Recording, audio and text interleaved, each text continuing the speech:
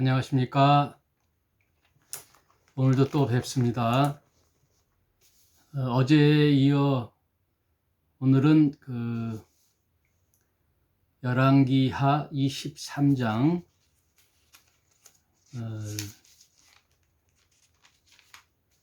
또 24장에서 이제 막바지 북이스라엘은 아수르에 의하여 BC 722년에 멸망하죠. 그 멸망을 하고 곧 BC 586년이나 7년에 남유다가 멸망하는 것을 열왕기하에서는 마지막으로 기록하고 있습니다. 역사는 그 주변 나라를 통하여 정책을 피고 또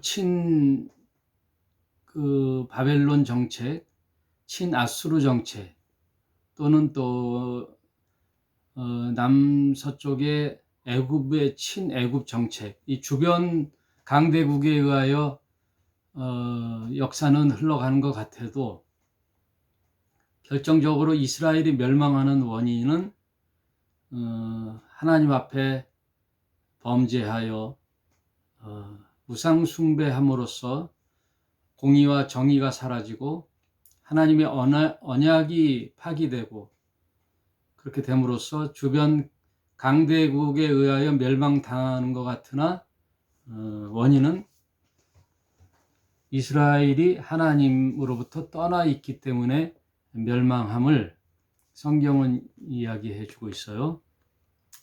오늘 살펴볼 내용 중에는 참 역사는 아이러니하게도 기승전결이 있다.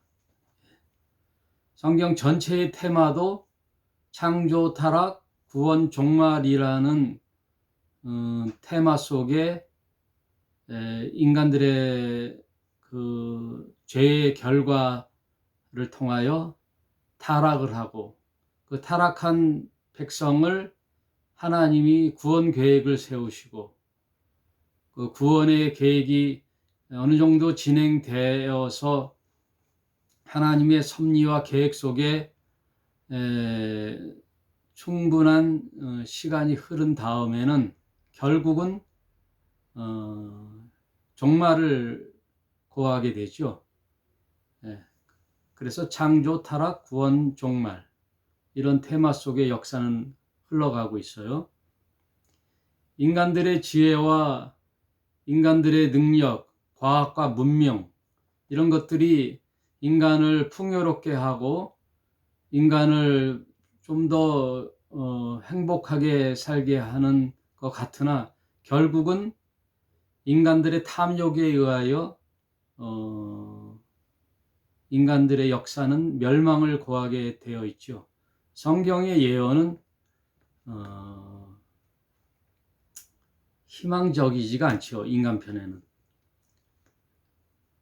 그런 과정 속에 하나님 나라로 다시 회복되는 하나님 편에서는 다시 또 희망을 노래하고 있죠. 그래서 창조, 타락, 구원 그리고 심판이 종말이죠. 하나님의 계획과 섭리 속에 인류 역사는 마무리되고 하나님의 영원한 나라인 새하늘과 새 땅에서 영생을 누리는 하나님의 구원 계획. 그래서 성경은 구속사적 섭리로 기록되어 있다. 이렇게 말씀드렸어요. 그런데 오늘 북이스라엘의 멸망을 지난 시간에 살펴보았고 오늘은 남유다의 멸망을 살펴보는데 그것이 그 아수르, 북이스라엘을 멸망시킨 아수르가 또 영원한 강대국이 될 것 같은데 안 그렇죠. 또 신흥 바벨론이라는 강대국에 의하여 아수르와 또 패권을 다투게 되죠. 거기에 또 애굽이라는 나라가 또 가세함으로써 그 삼각 델타 그 사이에 낀 이스라엘이 또 남유다가 당하는 고초. 그래서 왕들이 남유다의 왕들이 어떤 정책을 쓰는가에 따라 역사는 바뀌죠. 그것을 오늘 열왕기 하에서 기록하고 있어요. 근데 성경을 살펴보면 누누이 그 왕들에 대해서 평가를 하나님께서는 어떻게 말씀하고 계시냐면 열왕기하 23장 36절에 여호와김이 왕이 될 때 나이 25세라 예루살렘에서 10년을 치리하니라. 37절 여호와김이 그 열조의 모든 행한 일들을 본받아 여호와 보시기에 악을 행하였더라. 새로운 왕이 등극하면 그 왕은 지난 왕들에 대한 그 잘못된 과오를 돌이켜서 개혁할 생각을 안 하고 그대로 열조들이 행한 모든 일들을 본받아서 그대로 행하는 걸 볼 수가 있어요. 예. 우상 숭배와 또 백성들의 세금을 강화시키고 공의와 정의가 사라지는 이런 열조들의 그 악한 정책들을 그대로 행함으로써 여호와 보시기에 악을 행했다는 거예요. 그걸 계속 얘기해 주고 있죠. 그래서 이제 남유다의 마지막 왕은 누구로부터 이제 마무리 짓느냐 하면 요시야라는 왕이 이제 등극하는데 이 요시야라는 왕은 세 아들이 있어요. 요시야 왕이 이제 종교 개혁을 했고 그 세 아들이 왕을 이어가는데 거기서 주변 나라로부터 이제 괴롭힘을 당하는 그런 내용들이 열왕기하 23, 24장에 나와 있죠. 그래서 결국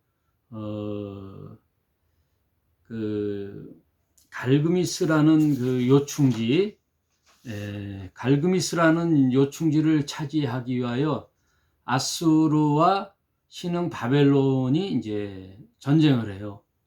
그 전쟁을 하는 사이에 남방부에 있는 이 애굽이라는 나라가 이제 가세를 하지요. 가세를 하는데 그 갈그미스로 가는 그 노상에 이 애굽이라는 군대가 진격을 할 때 꼭 통과해야 될 나라가 남유다죠. 남유다. 유다를 거쳐야지만이 그 지역을 갈 수 있는데 그때 왕은 요시야 왕이었죠. 요시야가 애굽에 대항하여 그 진로를 막았지요. 네. 그랬을 때 애굽이 이 요시야 왕을 죽여요. 그것이 23장 29절에 요시야 당시에 애굽 왕 바로 느고가 애굽에는 파라오라 그러죠. 바로 왕의 이름이 바로 느고가 아니라 파라오 느고가 아수르 왕을 치고자 하여 유볼라데 하수로 올라감으로 요시야 왕이 나가서 방비하더라. 자기 나라를 거쳐서 가니까 그냥 통과하게 하는 왕이 어디 있겠어요. 그래서 요시야 왕이 그것을 방비했는데 애굽 왕이 요시야를 무깃도에서 죽여요. 무깃도라는 곳에서 죽여요. 무깃도라는 것을 잘 이제 기억하시기 바랍니다. 역사는 반복하니까 요한계시록에도 이제 이 무깃도가 나오죠. 예. 아마겟돈 전쟁의 장소죠. 이 무깃도에서 애굽의 왕이 바로 느고가 요시야를 죽여요. 남유다의 왕 요시야. 그래서 죽으니까 바로 그 아들 여호와아스를 저가 데려다가 기름을 붓고 그 아버지 대신 왕을 삼았더라. 근데 그 여호아스가 왕이 된 지 23세였어요. 23세 왕으로 등극했는데 오래 하지 못하고 3개월을 했어요, 여호아스가. 근데 여호아스 역시 그 열조의 모든 행위대로 여호와 보시기에 악을 행했더라. 그걸 이제 그대로 또 본받았죠. 근데 여호아스가 이제 그 애굽이 그 무기토에 가서 아수르와 전쟁을 할 때 요긴하지 않아서 이제 퇴각을 하면서 여호아스를 다시 데리고 가요. 그래서 여호아스를 이제 데려가면서 이제 폐위시키고 거기에 또 누구를 세우냐 하면은 또 아들 여호와김을 왕으로 세우지요. 요시아의 둘째 아들 여호와김을 왕으로 세우지요. 그래 왕으로 이제 여호아스가 세워지니까 이 여호아스를 폐위하고 여호와김을 다시 왕으로 세워서 11년을 통치하게 하죠. 그런데 이제 11년을 통치하면서 이 여호와김은 어떤 정책을 썼느냐? 그게 36절에 나와요. 그러니까 쉽게 얘기해서 여호아스가 3개월 짧게 왕으로 있다가 폐위당하고 여호와김은 나이 25세 때 왕으로 등극하여 그 역시 여호와김도 그 열조의 모든 행한 일을 본받아 여호와 보시기에 악을 행하더라. 그런데 이것을 본 바벨론의 왕 느부갓네살이 여호와김을 이제 찾아가요. 올라가요. 그게 24장에 나오죠. 여호와김 시대에 바벨론의 왕 느부갓네살이 올라오매 여호와김이 3년을 섬기다가 돌이켜 저를 배반하더니. 그러니까 그 북이스라엘과 똑같은 정책을 피잖아요. 예. 북이스라엘도 멸망할 때 보면은 친아수르 정책을 쓰다가 돌변하여 다시 친애굽 정책을 쓰게 돼서 아수르의 그 왕에 의하여 또 멸망을 당하죠. 그것을 지난 시간에 살펴봤는데 이 역시 남유다도 친바벨론 정책을 쓰다가 3년 후에 배반하여 친애굽 정책을 쓰기 시작했어요. 여호와김이. 그 사실을 24장에 기록하고 있어요. 이에 여호와께서 그종 선지자들로 하신 말씀과 같이 갈대아의 부대와 아람의 부대와 모압의 부대와 암몬의 자손의 부대를 여호와김에게 보내어 유다를 쳐 멸하려 하시니. 예레미야라는 그 선지자의 예언대로 지금 이 남유다가 흘러가고 있어요. 그것을 다시 상기시켜 주면서 여호와김의 시대에 바벨론에 의하여 이제 1차 포로가 돼요.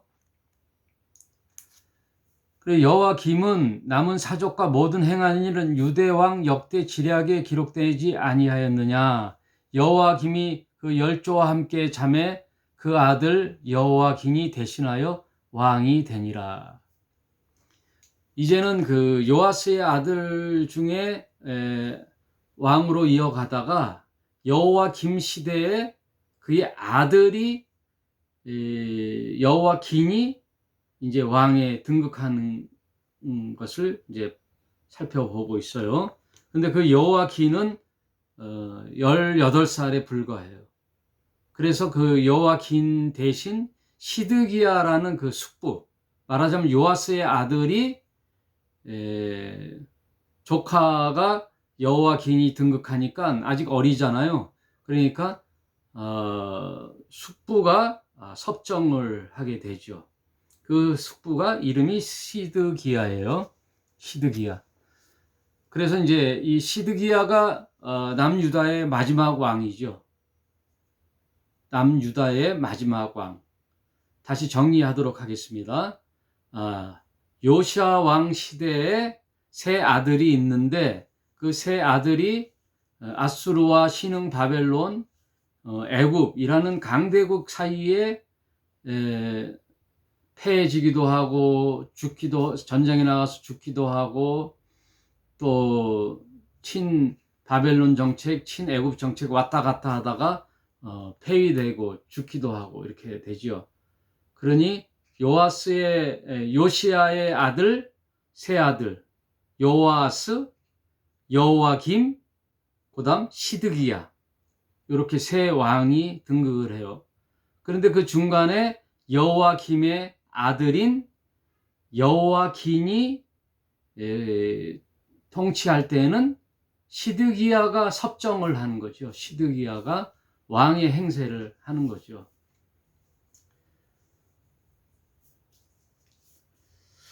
그래서 이제 시드기야가 남유다의 이제 마지막 왕인데 이때 활동했던 선지자는 에레미야예요. 에레미야가 하나님 말씀을 늘 선포할 때 시드기야가 이제 에레미야를 찾아오죠. 어떻게 했으면 좋겠느냐. 지금 바벨론과 애굽과 그 사이에서 그때는 이미 아수르라는 나라는 바벨론에 의하여 이제 멸망을 당했어요. 그래서 신흥 바벨론은 그 지역의 이제 절대 강자가 됐죠.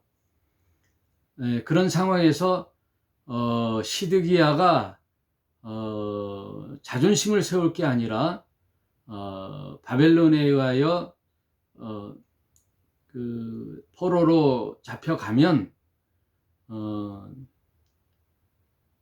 융숭한 대접을 하고 이제 목숨은 연명하게 되니 바벨론과 함께 평화 협정을 맺기를 바란다라고 이제 그 에레미야가 이제 조언을 해줘요. 왕이시여, 절대 고집을 피우지 마시고 바벨론에 의하여 평화 협정을 맺고 포로로 이제 가면 대접은 받고 이제 나라는 그 바벨론에 의하여 이제 그 정책에 의하여 이제 나라는 보존을 하는데 그 고집을 꺾지 않은 시드기야가 결국은 바벨론의 침공에 의하여 두 아들이 죽고 그 시드기야의 두 아들이 그 아버지 앞에서 죽고 시드기야는 결국 눈이 뽑혀서 이제 처참한 말로를 보게 되죠. 그렇게 되고 그 당시 이제 섭정했으니까 여호와긴은 바벨론으로 포로로 잡혀가게 되죠. 그게 3차 바벨론 포로기예요. 바벨론은 단번에 이 남유다를 멸망시킨 게 아니라 3차 전쟁을 통하여 1차 포로를 데리고 가고 2차 포로를 데리고 가고 그리고 3차 포로를 데리고 가요. 이게 보면 그 당시 그 패권국의 정책에 의하여 식민지 정책에 의하여 바뀌어요. 아수르라는 나라는 그 식민지 정책을 어떻게 했냐면은 그 민족 혼합 정책을 썼어요. 민족 혼합 정책. 그게 뭐냐면은 그냥 그 나라를 갖다가 자기 나라로 데리고 가서 그냥 혼합 민족으로 만들어 버려요. 그러니 아수르의 5 부족에 의하여 사마리아 북이스라엘은 혼합 민족이 돼버려요. 그래서 나중에 예수님 당시에 사마리아인들은 아수르의 5부족에 의하여 혼합 민족이 돼서 혼혈인이 돼가지고 그 정통성이 사라지죠. 그래서 늘 시비를 거는 쪽이 남유대 사람들, 남유대인들이 사마리아인들을 정통 이스라엘 민족으로 보질 않죠. 너희들은 피가 섞였다. 그래서 상용도 안 했잖아요. 그래서 그 지역도 통과를 안 하고 이렇게 돌아갔어요. 남유대 사람이. 그래서 예수님이 수가성 여인과 대화를 나눌 때 너의 남편은 5명이었다. 그러나 지금 있는 남편도 내 남편이 아니다. 그 말은 뭐 여러 가지 해석이 있죠. 그래서 뭐 목사님들 보면은 그 사마리아 여인이 남편이 5이었다. 아주 막 삶이 엉망진창인 여자였다. 그렇게 보는데 성경의 기록은 그렇지가 않아요. 누구의 그 여인의 삶을 모멸감을 주기 위해서 예수님이 그랬겠어요?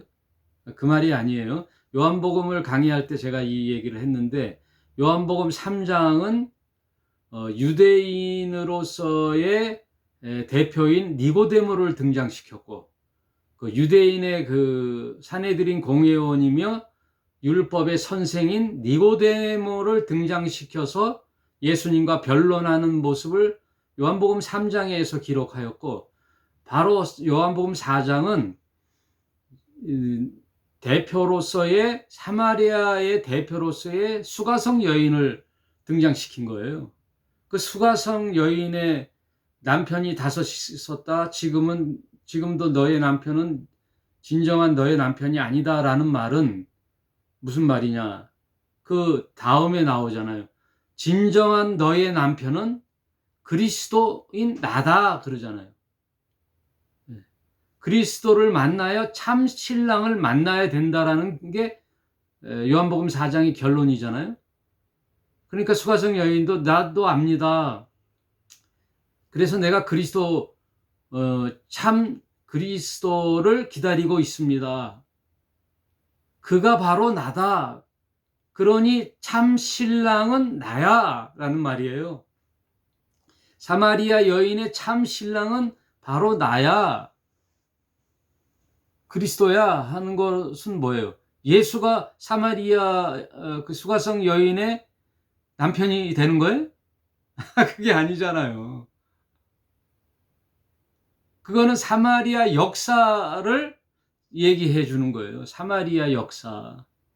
그 역사는 북이스라엘의 멸망 당시에 아수르에 의하여 아수르 5부족에 의하여 침략당하여 혼합 민족이 된 그 아수르의 정책, 혼합 정책, 그냥 섞여버리는 거죠.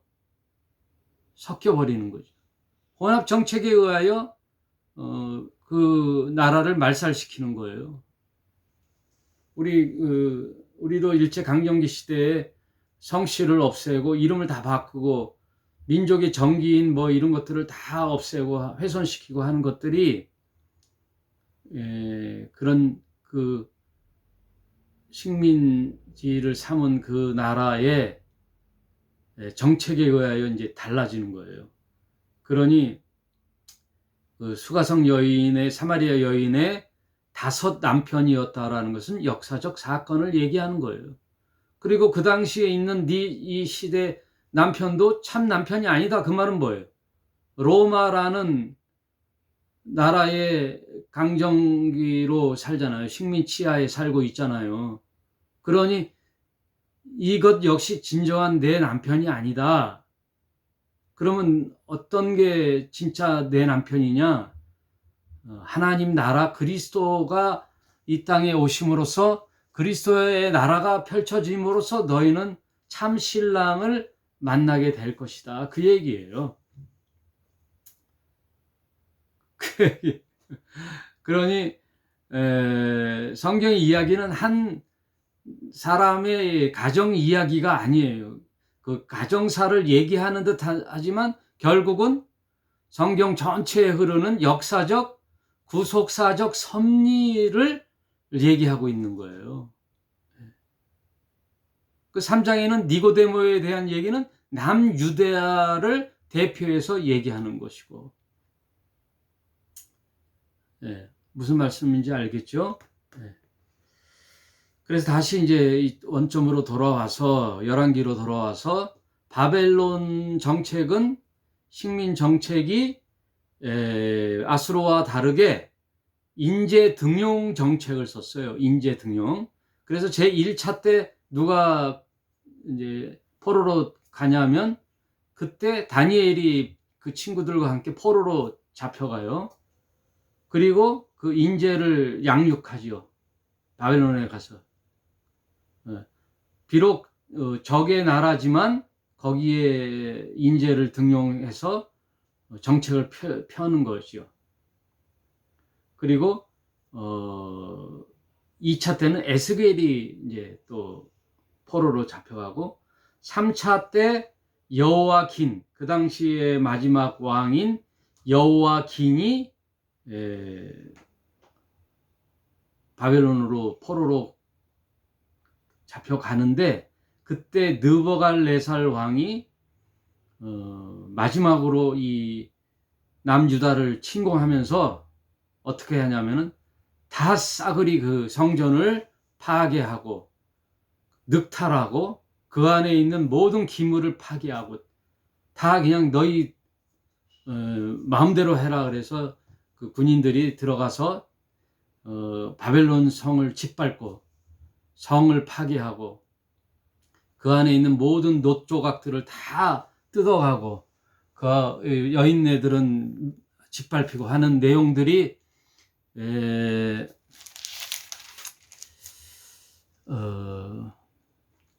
25장에 기록되어 있어요. 25장에. 여러분, 25장에 쭉 기록되는 것이 어떤 기록이 되어 있냐면은, 이 바벨론의 남부 지방에 사는 사람들이 갈대아 우르 사람들이에요. 갈대아인들. 여러분, 갈대아인들 하면 지금 바벨론이 어디예요? 갈대아 우르예요. 바벨론이란 나라의 옛 그 유래는 갈대아 우르예요. 거기는 아브라함이 거기서 살다가 나왔잖아요. 그 갈대아 우르라는 바벨론 나라가 결국은 나중에 페르시아의 멸망을 당하고, 이제 또 바벨론도 페르시아의 멸망을 당하고, 페르시아는 오늘날 이란이지요. 이란. 그래서 오늘날도 이렇게 계시록이랑 연계돼서 이렇게 살펴보면요, 이란, 이거 페르시아, 이란과 또 애굽이 오늘날 이집트잖아요. 이집트. 그리고 브레셋의 후세인 팔레스타인, 이 가나안 땅에 정착을 두고 땅의 차지를 통하여 복잡하게 문제가 야기되는 게 중동 이야기잖아요. 이슬람이라는 종교 체제와 또 맞물려 가지고 이슬람의 형제들 나라, 이슬람이라는 종교를 분모로 하여 형제 나라들이, 장자의 나라가 어디냐면은 이집트예요. 이집트. 그리고 이란, 이라크, 또 사우디아라비아, 시리아, 이런 이슬람권 나라와 이스라엘의 갈등, 오늘날도 그게 있는 거죠. 그 역사는 이렇게 계속 기승전결로 흘러요. 여러분, 역사라는 것이 기승전결. 하나님이 이 땅에 당신의 계시함과 구속사적 섭리의 진행을 하기 위하여 한 나라를 계획하고 계셨을 때, 갈대아 우르라는 나라, 그 도시 국가에서 아브라함을 택하여 신앙의 여정의 길을 가게 하셨잖아요. 너는 갈대아 우르를 떠나 내가 분부한 곳을 가라라고 명령을 했을 때, 아브라함이 하나님의 말씀을 따라 믿음으로 순종하셨잖아요. 그래서 하나님께서 뭐라 그래요? 아브라함이 하나님을 믿음에 그것을 의로 여겼다라고 하시잖아요. 아브라함의 믿음을 의로 여긴 거예요. 그래서 아브라함과 언약을 맺지요. 너로 인하여 큰 민족을 이루게 할 것이다. 그래서 아브라함과 이삭과 야곱에 의하여 애굽에서 12아들이 이제 장성하게 되고 훗날에는 지파가 되어 큰 민족을 이루고 애굽에서 탈출하여 광야를 지나 가나안 땅에 들어가는 여정 속에 지금 가나안에 정착하여 가나안의 7부족을 내몰고 그리고 나라를 세우고 사사기를 지나 왕정시대에 이제는 결국 끝에 기승전결, 기는 아브라함으로부터 시작하여 기승은 언제예요? 모세로 인하여 나라를 세우는 기승. 그래서 여호수아까지 이르러 가나안에 정착하는 게 기승.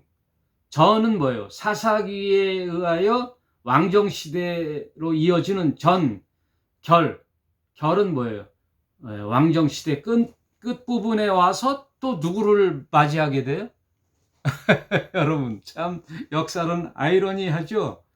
갈대아 사람, 바벨론의 갈대아 사람을 또 마주치게 되는 거예요. 뺑뺑 돌아서 다시 원점으로 오는 거예요.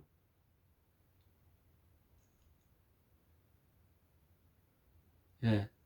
하나님과 계약 맺은 이스라엘 백성이 결국 그 열조가 행하는 대로 우상 숭배하고 공의와 정의가 사라지고 악을 행함으로 여호와 보시기에 악을 행하더라 했던 북이스라엘과 남유다, 결국 하나님이 이방 나라를 통하여 이스라엘을 징계를 하는데 그 사람들이 또 누구예요? 갈대아 우르 사람이라는 거예요. 여러분, 지금 시간이 없어서 25장을 한번 쭉 읽어보세요. 갈대아 사람이 성읍을 에워싸서 성벽에 구멍을 뚫은지라 갈대아 군사가 왕을 쫓아가서 여리고 평지에 미침에 왕의 모든 군사가 저를 떠나 흩어지는지라. 그 갈대아 군사가 모든 그 남유다의 사람들을 다 이제 사로잡게 되죠. 그래서 결국 그 섭정을 했던 삼촌은 시드기야는 죽게 되고, 또 바벨론의 왕 느부갈네살 19년 때에 여호와의 전과 왕궁이 다 불사라지고 갈대아